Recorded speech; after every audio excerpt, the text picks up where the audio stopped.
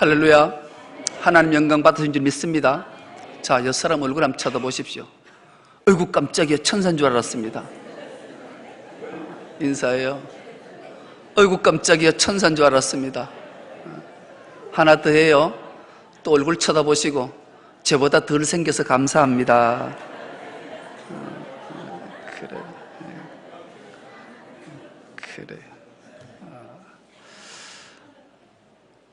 저 부산에 살던 할머니가 오랜만에 자식 집에 들렸다가 어머니가 부산에서 서울까지 오니까 자식이 고맙잖아요. 어머니 보내드릴 때 우리 어머니 좀 편하게 가시려고 비행기를 끊어서 부산 가는 비행기를 태웠어요.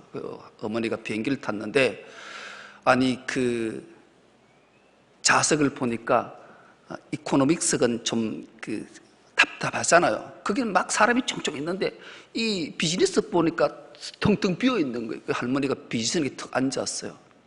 그러니까 스튜디오 쓰고 와서 할머니 여기는 앉으면 안 된다고, 할머니 자리에 가라고. 빈자리에 앉는 게 임자지 뭔 소리 하냐고 막 아무리 달래도 안 되는 거예요. 그런데 그때 어느 아주 지혜로운 자가 와서 할머니 대고 뭐라 하니까 할머니가 벌떡 일어나더니만 이코노믹석으로 가더래요. 뭐라 그랬게요? 응? 할머니 이 자리는 제주도 가는 자리예요. 그러니까 후닥닥 뒷자리로 가더라는 거예요. 뭔 말인지를 알아야 되는데 이게 참 유머를 해도 오늘 우리가 함께 은혜 받고자 하는 말씀의 제목이 세상 속의 교회라는 제목으로 함께 은혜를 나누겠습니다. 중국 송나라 때에 나라가 되게 혼란스러울 때 아주 신실한 청년 하나가 있었어요. 이 청년이 간상을 잘 보는 그 지혜자를 찾아가서 그렇게 물어요.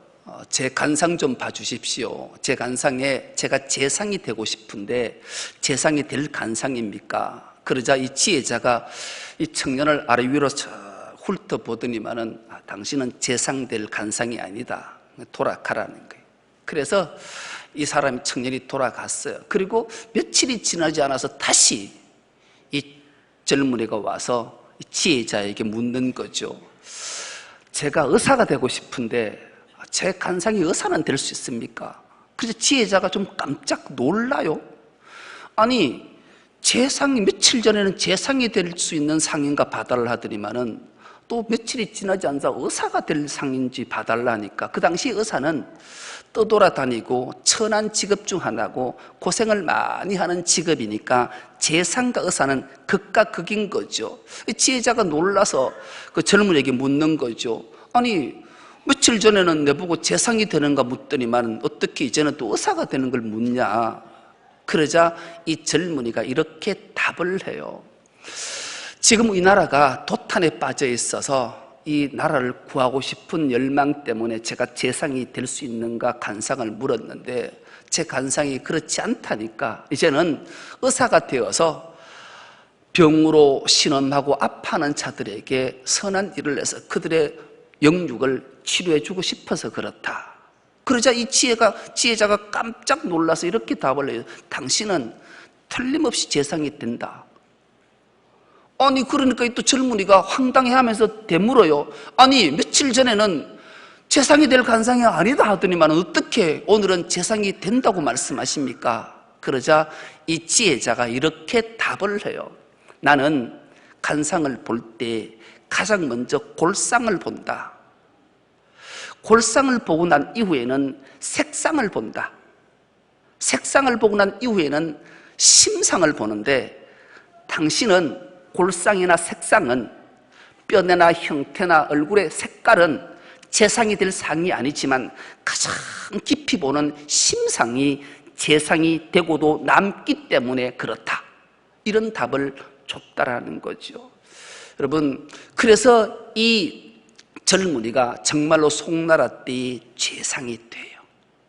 이 이름이 번문공이라는 저 사진에 나온 저 인물이에요. 저 인물이 송나라 때의 재상이 되어서 20년 동안 얼마나 선한 일을 잘했던지 군사적으로는 전략가였고 탁월한 문장가였고 유능한 정치가로서 도탄에 빠졌던 송나라를 구원한 자로 지금까지도 중국에서 아주 귀한 인물 중에 하나로 기억되는 인물이 번문공이라는 인물이에요.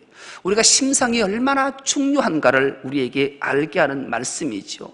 반대되는 인물이 성경에 기록된 사람이 있어요. 그는 사무엘상 10장 23절에서 24절의 말씀을 보면 이 사울에 대해서 이렇게 기록하고 있어요.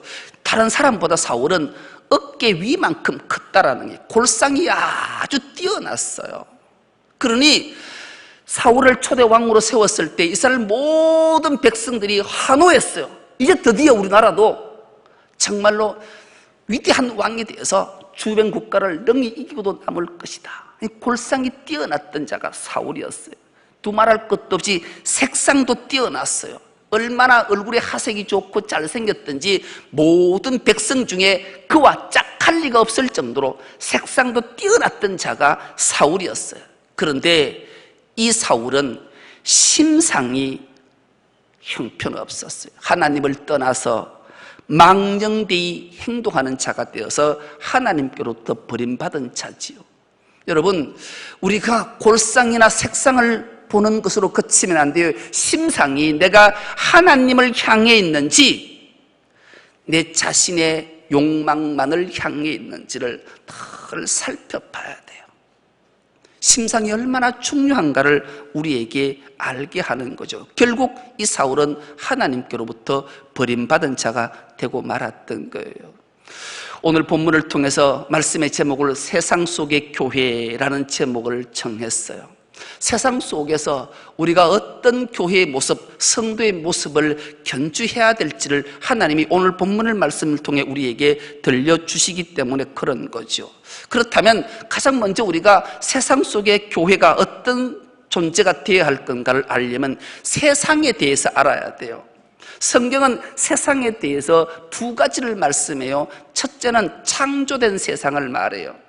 하나님이 말씀으로 천지를 창조하시고 그 세상을 하나님은 구원하시기 위해서 요한복음 3장 16절의 말씀을 통해 하나님이 세상을 이처럼 사랑하사 독생자를 주셨으니 이는 저를 믿는 자마다 멸망하지 않고 구원을, 영생을 얻게 하려 하심이라. 이 말씀의 세상, 이 세상은 반드시 구원받아야 될 세상이에요.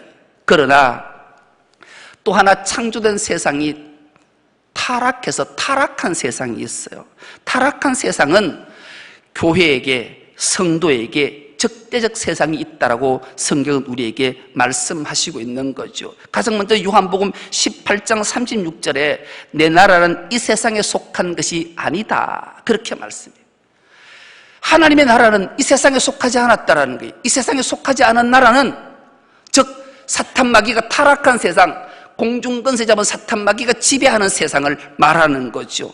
그리고 더 나아가 로마서 12장 2절의 말씀을 통해 너희는 이 세대, 이 세상을 본받지 말라라는 거예요.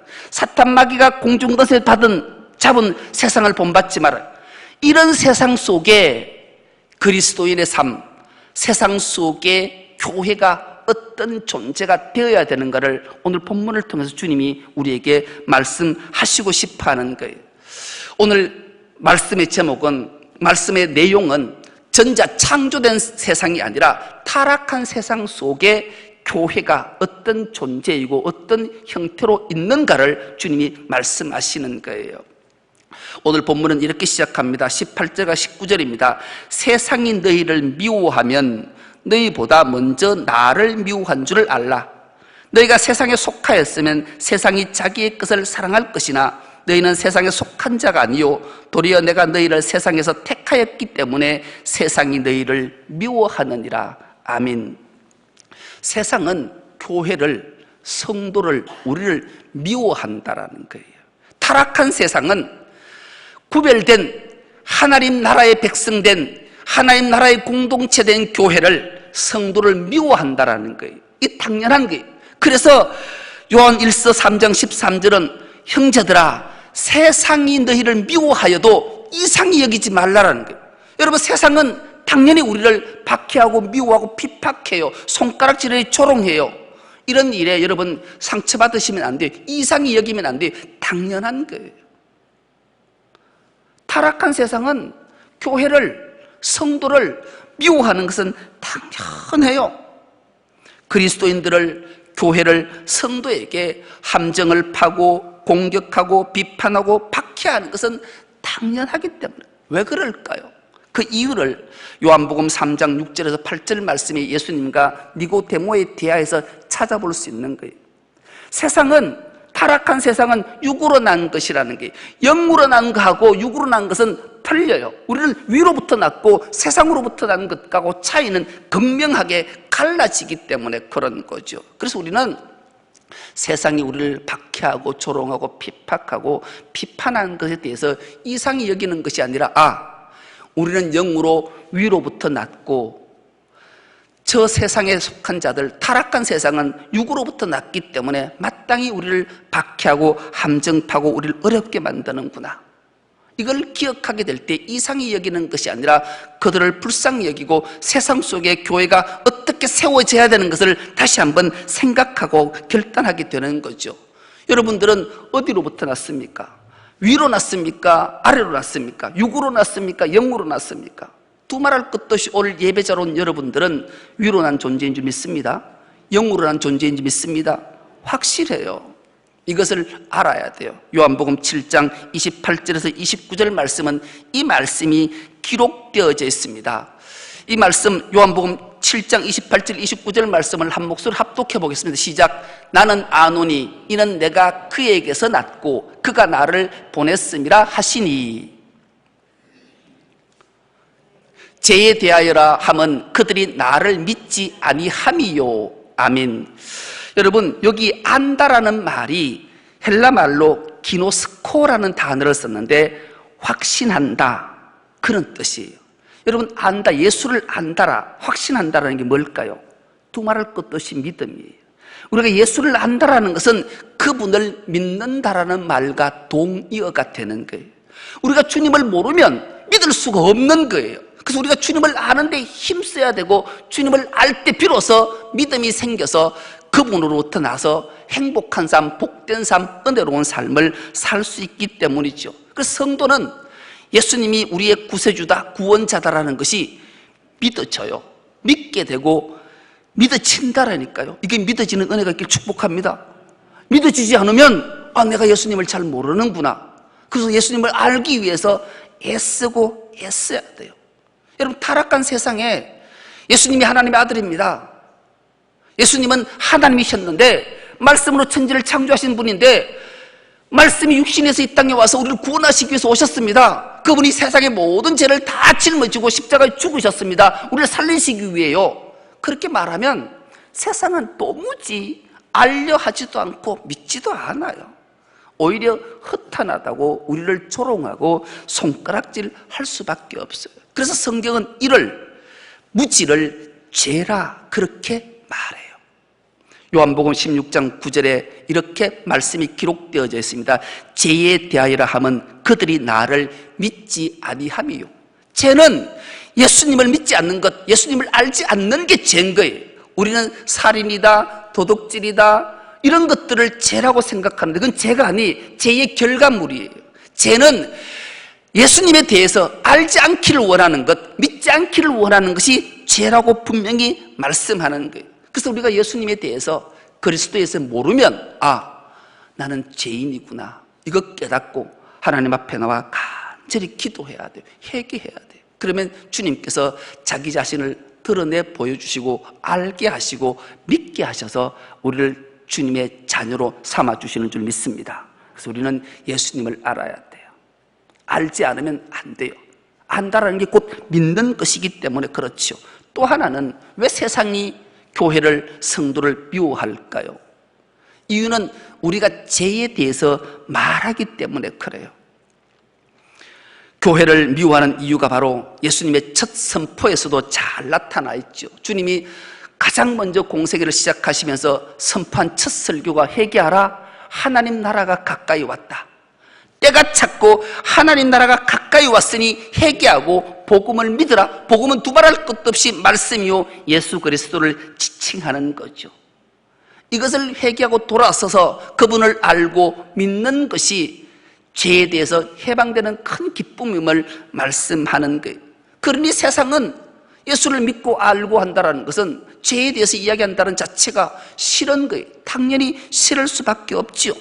그 이유가 22절 이후로 쭉 나와 있는데 22절에 이렇게 말씀합니다. 내가 와서 그들에게 말하지 아니하였더라면 죄가 없으려니와 지금은 그 죄를 핑계할 수 없다. 주님의 죄, 내가 복음으로 말씀으로 이 땅에 왔는 것을 다 만천하에 알리고 우리가 그것을 증언하는 자의 삶을 살기 때문에 세상은 핑계할 수 없는 거예요. 죄에 대해서 모른다, 복음에 대해서 모른다, 예수에 대해서 모른다, 믿지 않는다, 핑계할 수 없어요. 우리도 마찬가지. 그래서 우리는 이 말씀을 깊이 생각해야 돼요. 교회 속에, 세상 속에 교회가 어떤 존재이고 왜 세상이 교회를, 성도를 미워하는지 반드시 기억해야 돼요. 여러분, 세상에서 제일 무서운 게 여러분 뭐라고 생각하십니까? 두말할 것 없이 죄 짓는 거예요. 주님을 알지 못하는 것이 제일 무서운 거예요. 그런데 더 무서운 것이 있어요. 더 무서운 것은 주님을 알려고 하지도 않고 믿지도 않는 건데 무감각한 거예요. 내가 예수님에 대해서 알고 있는가? 예수님을 믿는가? 이것조차도 무감각한 게 더 무서운 거예요. 더 무서운 것은 방향이 잘못된 것을 깨닫지 못하는 거예요. 여러분, 죄라는 헬라 말이 하마라티아라는 단어를 썼다고 그랬잖아요. 이 하마라티아는 관역을 벗어났다 이런 뜻이에요.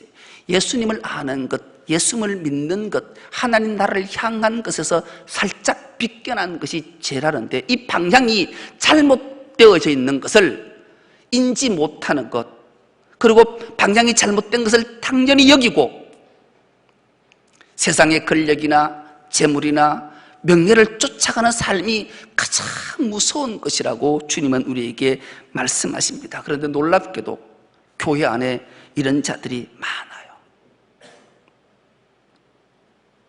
우리나라에서 가장 존경받는 인물 중 한 분이 한경진 목사님이잖아요. 우리 통합직 총회가 참 마음이 아파요. 생각만 해도 마음이 아파요. 이 일들 때문에 JTBS 그 뉴스 앵커가 브리핑을 하더라고요. 그 브리핑 내용이 가슴이 얼마나 아프던지요.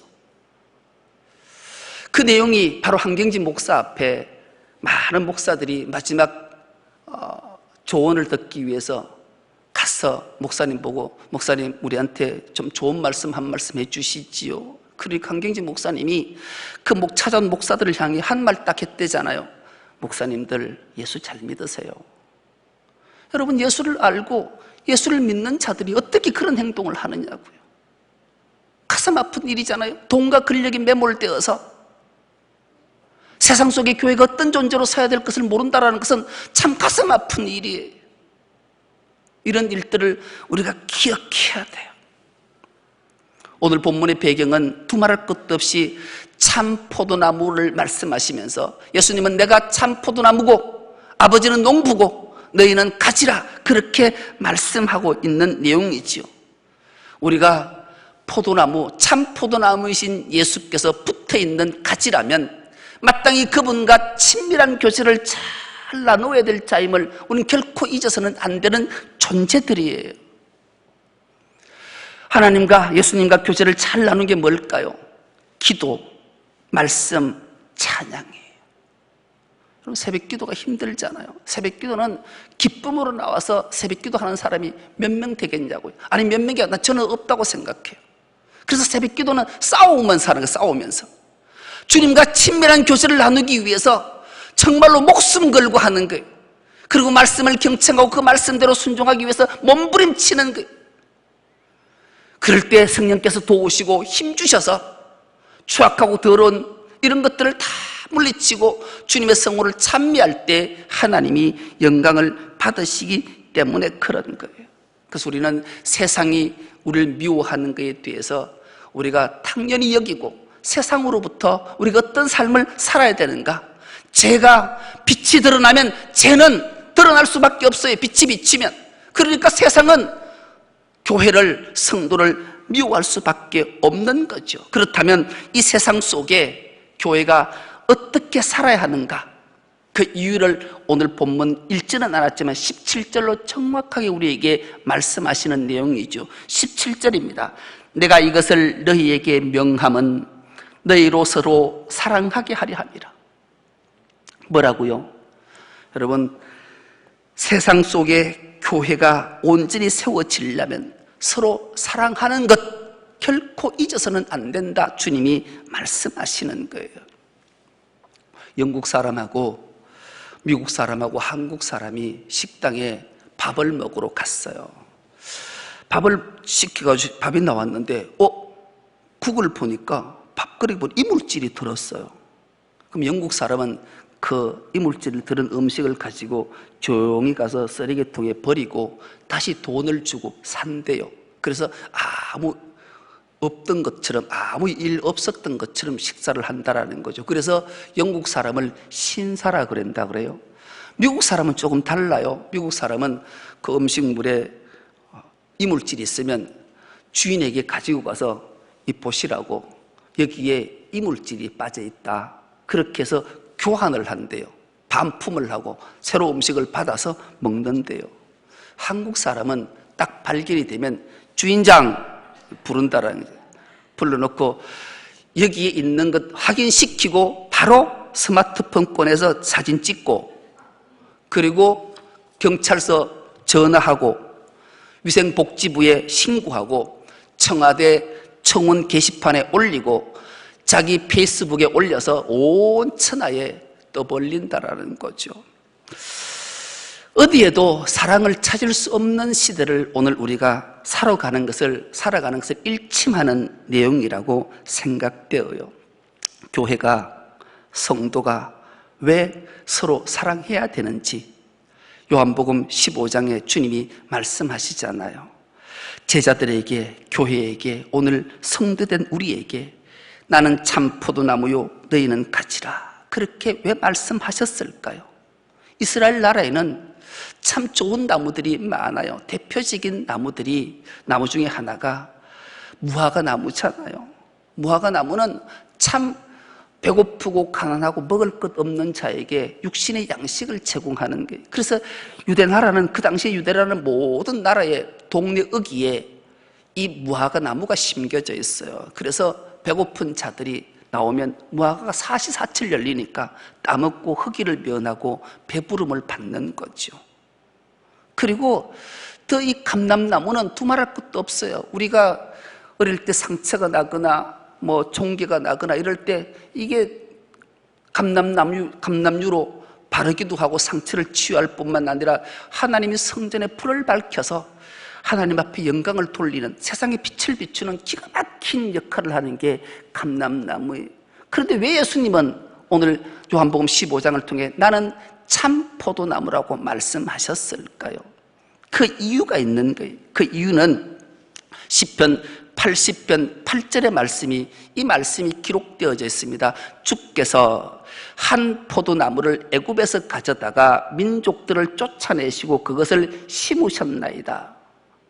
이 말을, 구절을 딱 보면 여러분 머릿속에 연상되는 게 있을 거예요. 두말할 것도 없이 애굽에 종살이하던 이스라엘 백성 성민을 택하셔서 그들을 출애굽시키셔서 아브라함에게 약속했던 가나안 땅에 있는 원주민들을 다 몰아내시고 거기에 이 포도나무를 심으셨다라는 거예요. 심은 것으로 끝을 냈는가? 그렇지 않아요. 시편 80편 14절은 이 말씀이 기록되어져 있어요. 만군의 하나님이여 구하옵나니 돌아오소서, 하늘에서 굽어보시고 이 포도나무를 돌보소서. 하나님께서 돌보셨어. 하나님이 키우시고 기르셨다라는 거죠. 오늘날로 해석하면 그래요. 제약된 세상에 있는 우리를 하나님께서 구별해서 택해서 뽑으셔서 피로 값주고 세우신 교회 공동체로 우리를 심으신 거예요. 세운 거예요. 교회가 되게 한 거예요.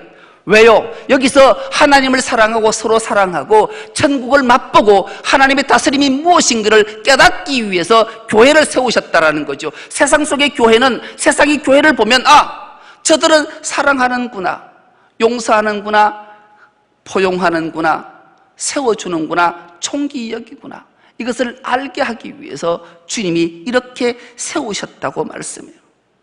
오늘날 교회 공동체가, 피로 값주고 세워진 교회가 얼마나 하나님을 사랑하고 지체된 우리를 서로 사랑하는가를 주님이 말씀하시기 위해서 이 말씀을 오늘 우리에게 들려주시는 거죠. 여러분, 옆사람 한번 얼굴 쳐다보십시오. 다시 한번 인사 한번 하겠습니다. 사랑합니다. 주의 이름으로 사랑합니다. 여러분, 우리는 사랑하기 위해 부름받은 존재라는 사실을 잊으시면 안 돼요. 비난과 비판과 조롱과 멸시와 핍박과 박해는 세상이 하는 게, 타락한 세상이 하는 것이고, 제약된 세상에 구별시켜서 주의 공동체로 세움받은 교회는 서로 사랑하는데, 용서하고 보듬고 이해하고 격려하고 존경하며 세우는 것이 주님의 뜻임을 우리에게 말씀하시는 거죠. 그럴 때 세상이, 타락한 세상이 우리 교회를 보고, 우리를 보고, 성도된 우리를 보고, 저들은 사랑하는 존재구나, 모든 허물을 덮는구나, 모든 죄악을 사하는구나, 십자가의 은혜가 보이리 이런 것이구나를 알고 함께 나와 구원받는 놀라운 역사가 일어나는 거죠. 이를 위해 먼저 제사함 받고 부름받은 우리가 서로 사랑함으로 하나님의 영광을 드러내고 세상을 구원하는 데 도구가 되어서 하나님을 기쁘시게 하는 우리 모두가 될 수 있기를 간절히 기도합니다. 하나님 아버지, 고맙고 감사합니다.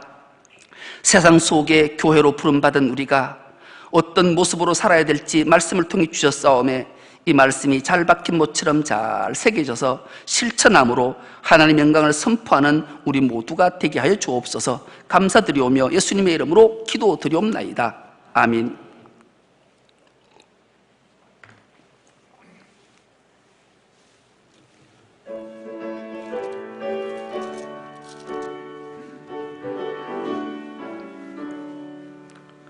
주의 발자취를